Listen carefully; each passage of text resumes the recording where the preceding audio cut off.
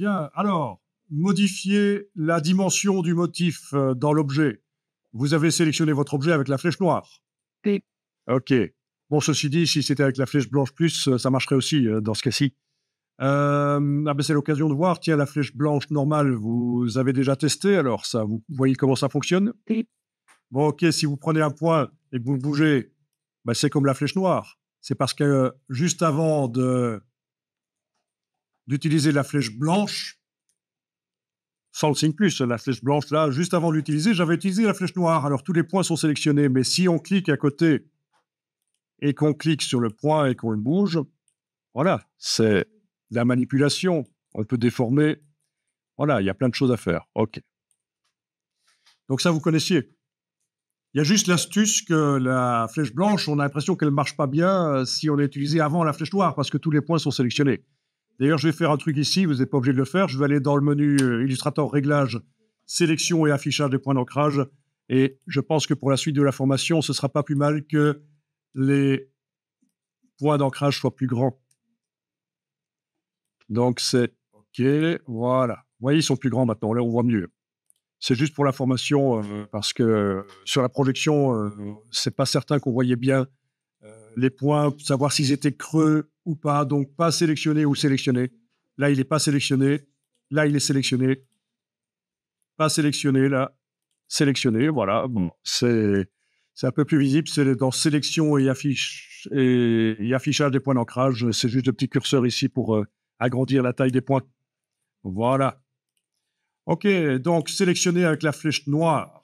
Voilà, avec la flèche noire, vous sélectionnez l'objet et vous allez double-cliquer sur cet outil-là, mise à échelle. Peut-être une poste Voilà. à côté. Ici, vous avez l'échelle uniforme, donc ça veut dire horizontale et verticale en même temps. Les proportions sont gardées. Bon, essayez de taper quelque chose. Je vais taper ici 50 et ne cliquez pas sur OK. Pour voir ce que ça donne, il suffit que la case aperçu soit cochée et vous faites la touche tabulation et ça se voit, ça marche. Ne cliquez pas encore sur OK. Est-ce que ça a fonctionné chez vous? OK. Donc, c'est uniquement le motif qu'on veut redimensionner. Donc ici, on va aller décocher transformation d'objet. Comme ça, l'objet n'a pas été affecté par leur dimensionnement, mais le motif, oui. Et là, vous pouvez tester différentes choses. Là, je vais taper 20, par exemple, touche tabulation. Je vais taper 150, touche tabulation. Voilà, vous tapez ce que vous voulez pour dimensionner le motif dans la forme. OK.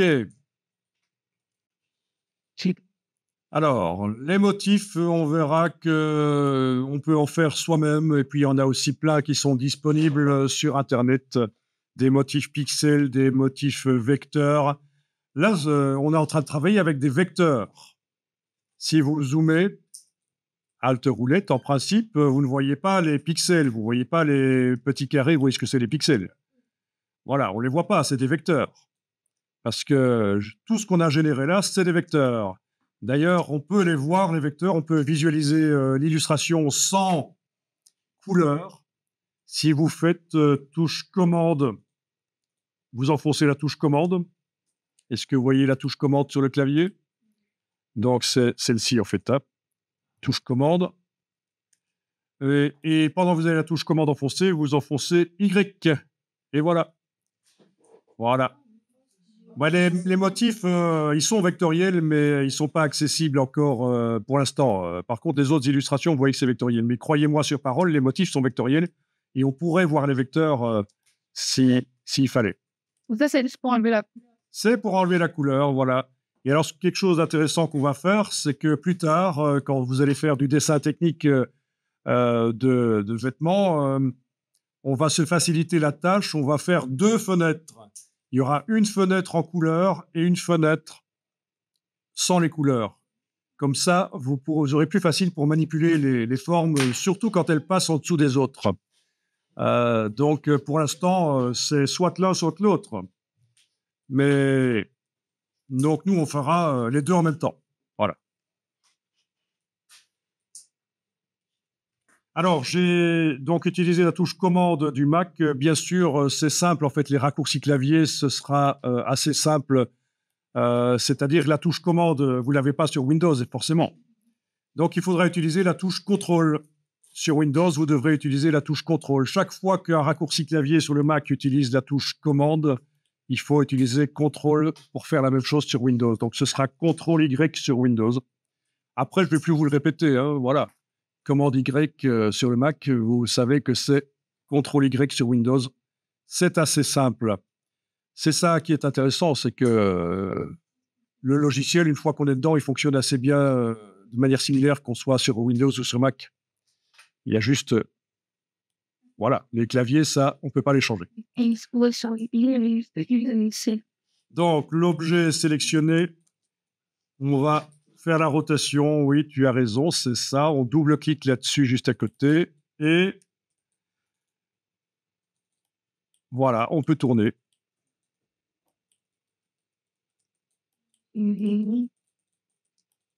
Tout simplement.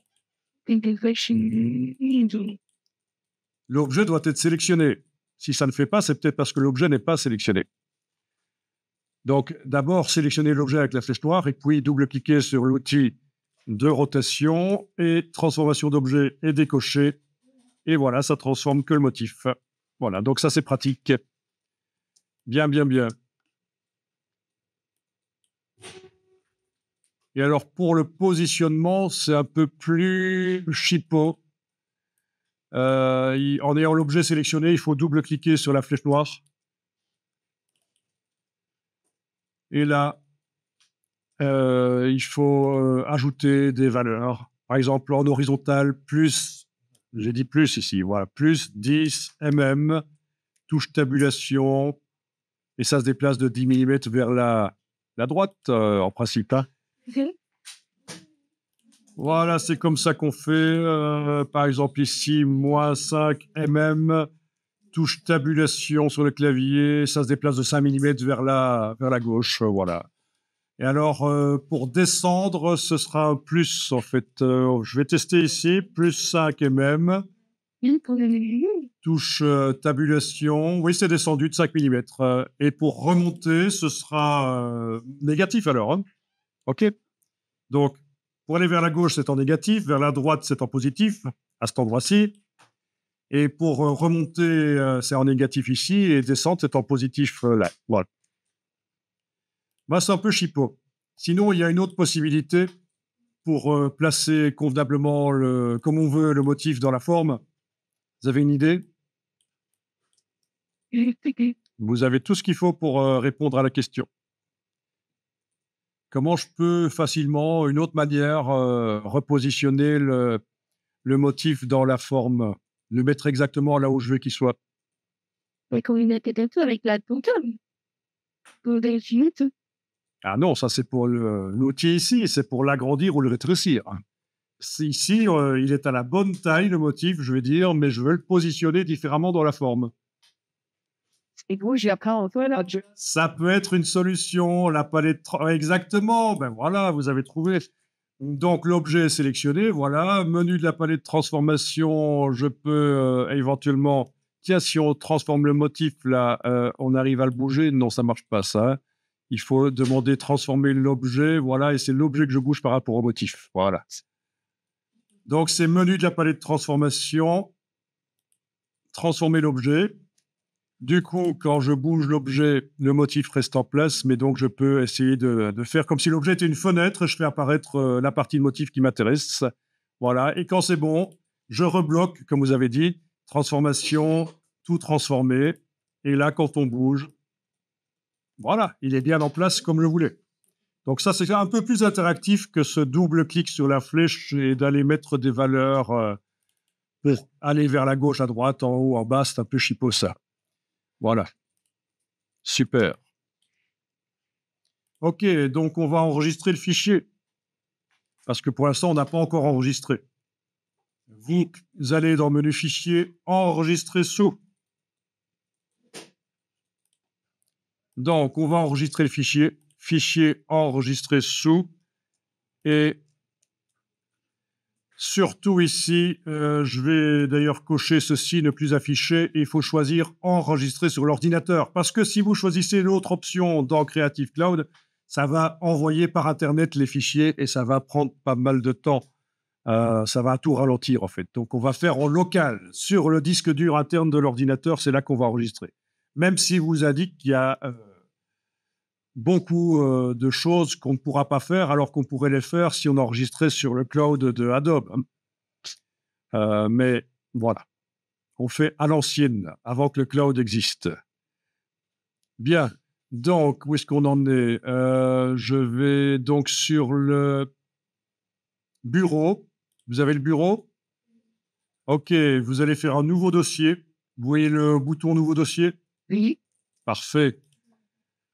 Ah oui. Ah oui, au fait, il faut que je vous dise, si vous avez la boîte toute petite comme ça, c'est pas bon, hein. Il vaut mieux l'avoir plus grande, donc vous cliquez là-dessus pour avoir la grande boîte. Vous allez donc cliquer sur nouveau dossier et on va indiquer que c'est lundi matin. Voilà. Créer. Et alors là, il faut donner un nom au fichier. Bon, je vais l'appeler introduction. Et alors, vous allez voir que je vais, pendant toute la formation, enregistrer les fichiers en mettant un incrément ici. Parce que régulièrement, je vais enregistrer le fichier en changeant le nom. Parce que c'est plus sûr, ça régénère le fichier, ça évite que le fichier plante et devienne illisible. Faites pas comme certains qui travaillent pendant 5 jours sur le même fichier, et puis après le fichier, on ne sait plus le lire, on a perdu 5 jours. Voilà. Ça, c'est ce qui arrive quand on enregistre toujours sous le même nom. Il vaut mieux changer régulièrement le nom. Et ça, c'est valable pour les autres logiciels Adobe aussi. C'est pour ça que moi, je commence avec 01 ici. Et après, la fois suivante, dans 10 minutes, peut-être, ce sera 02, etc.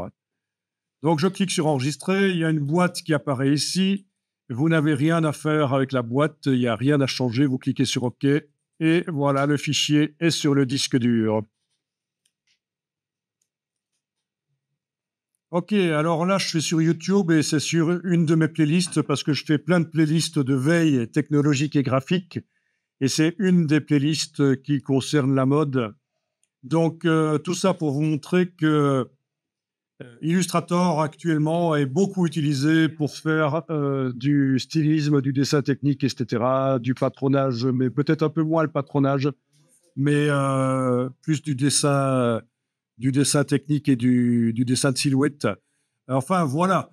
Je répertorie ici, pour l'instant, il y a 165 vidéos, comme vous voyez, et ça n'arrête pas de grossir. J'ajoute régulièrement des vidéos que je trouve sur YouTube sur ce sujet-là, et elles apparaissent au-dessus de la liste, les nouvelles vidéos. Donc, les plus anciennes sont en bas de la liste.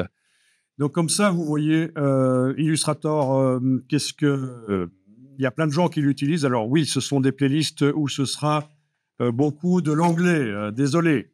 Il faudra enclencher la traduction si ça vous intéresse. Je vais vous donner l'accès direct. Ah bah déjà, ici, avec le QR code qui apparaît dans la vidéo, vous avez la possibilité d'accéder directement à la playlist. Mais sinon, voilà. Regardez un peu tout ce qu'il est possible de faire. Du dessin technique, du dessin de production, on va dire. C'est ça, dessin de production? Oui. Voilà. Donc oui, c'est ça, un tech pack, dessin Yes. comment est-ce qu'on dirait en français So yeah, different techniques and Oui, c'est un dessin technique, oui, mais il y a plus que ça. Il y a aussi toute l'indication de production, un dossier de production, peut-être. Hein. Voilà. Ici, c'est sur le dessin de silhouette, mais c'est pas toujours dans Illustrator. Hein, parce qu'il y a des choses aussi que j'ai mises où c'est sur du papier. Voilà, donc là, on a du patronage. On est d'accord, c'est du patronage? Oui. Hein. Non, mais je demande parce que je me méfie. Ça, c'est plutôt du dessin technique, c'est ça. Hein. Voilà. Donc, voilà. Dessin technique, patronage. J'ai fait du patronage il y a plus de 20 ans avec un logiciel québécois qui s'appelait Pas de système. C'était avec Kent, Ah oui. Donc, avec AutoCAD. ah oui, AutoCAD servait aussi pour ça, avec un module spécial pour le dessin. Sinon, les plus connus, c'est quand même Lectra et Gerber. Lectra, c'est pour faire toute la collation. Ouais. Alors, la gradation dans Illustrator, on verra qu'il y a possibilité de faire un peu, mais il n'est pas spécialisé dessin de patronage malgré tout. Hein. Ce n'est pas sa spécialité, mais on peut malgré tout faire du... Si on n'a pas autre chose, voilà. On fait avec du JetBrains. Bon, si vous avez pour la gradation, c'est bien. Voilà. Ah oui, de mettre un motif sur un vêtement, faire une simulation, ce qu'on appelle un mock-up. Voilà, c'est avec Photoshop, ça. Mais il y a possibilité de faire des choses aussi avec Illustrator. Voilà. Donc ça peut vous donner des idées aussi de choses à faire. Ah oui, de la simulation de broderie, mais c'est peut-être pas extrêmement intéressant pour vous. Simuler une broderie. Voilà, ça c'est une de mes vidéos sur le patronage avec les pointillés, les différents pointillés. Il y a des choses sur les métiers. Enfin voilà, je ne vais pas passer tout en revue parce qu'il y a quand même 165 vidéos. Mais il y a de quoi. Tiens, il y a du français. Vous avez toute une série de choses en français sur le style. Peut-être que vous connaissez, vous avez peut-être déjà vu sur YouTube. Vous n'avez jamais été voir des choses sur le stylisme sur YouTube? Non. Mais pas. Ben voilà, il y a des choses ici.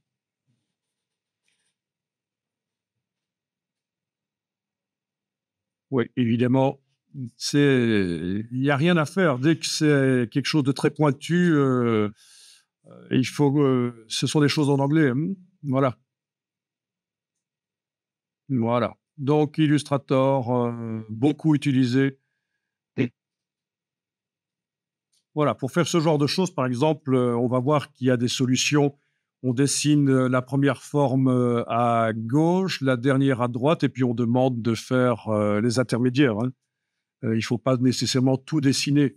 Ça fait partie des petites astuces. Voilà, et ici, par exemple, pour le col, ici, c'est... comment est-ce qu'on appelle ça? Un feston. Hein, un feston? Oui. OK. Ça, c'est fait de manière automatique. Enfin, on prépare le travail, on fait ce qu'on appelle une broche de motifs et puis on la demande qu'elle aille sur le bord du tracé. Ça, c'est le genre de choses qu'on verra. Comment faire ce genre de choses, évidemment, pour éviter de perdre du temps. Voilà. Donc, ça serait bien de regarder aussi ce qu'il y a dans la playlist pour voir ce qu'il est possible de faire. Ça peut être bien. Et la playlist, il faut être premium ou pas? Non, il ne faut pas être sur Premium pour la playlist. Il y a juste que vous aurez des publicités si vous n'êtes pas sur Premium.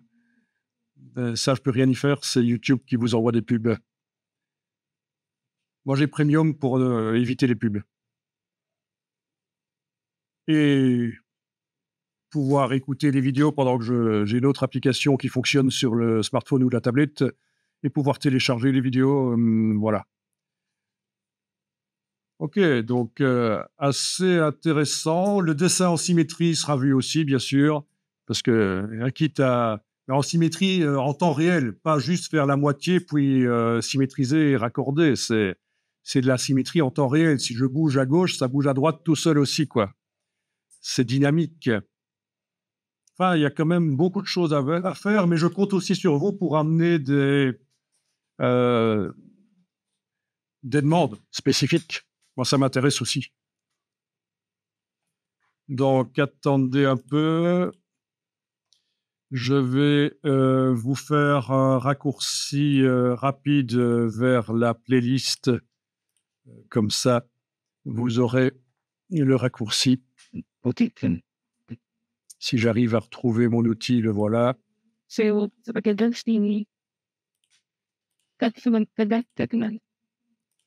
OK, donc j'avais appelé ça. OK, il est là. OK. OK, on va faire ça. Là. Donc là, je suis en train de vous faire un raccourci de l'URL pour que ce soit plus facile Il va faire comme ça. Voilà, on va voir s'il accepte ça. Non. Il y a des choses qu'il ne veut pas. Qu'est-ce qu'il ne veut pas? Le signe égal, sans doute. OK, on va faire comme ça. OK, voilà. Donc, pour accéder à cette playlist rapidement, il suffit de taper dans la barre d'URL du navigateur ce raccourci. Voilà. Normalement, si vous tapez ça dans la barre d'URL, pas dans la recherche Google, hein, on parle bien de la barre d'URL du navigateur. Si vous tapez ça, d'ailleurs, je vais le tester tout de suite parce que je ne l'ai pas encore testé. Je viens de le faire, le raccourci, et je le teste. Voilà. Et ça vous amène bien vers la playlist. Parfait. Donc, c'est bien ça. Voilà. Voilà. Et dans le dossier d'aujourd'hui, il y a plein de... Voilà. De toute façon, je vous mets aussi un RTF, un document avec dedans le lien vers la playlist.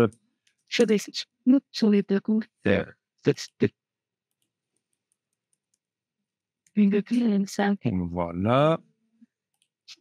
Qu'elle est bien.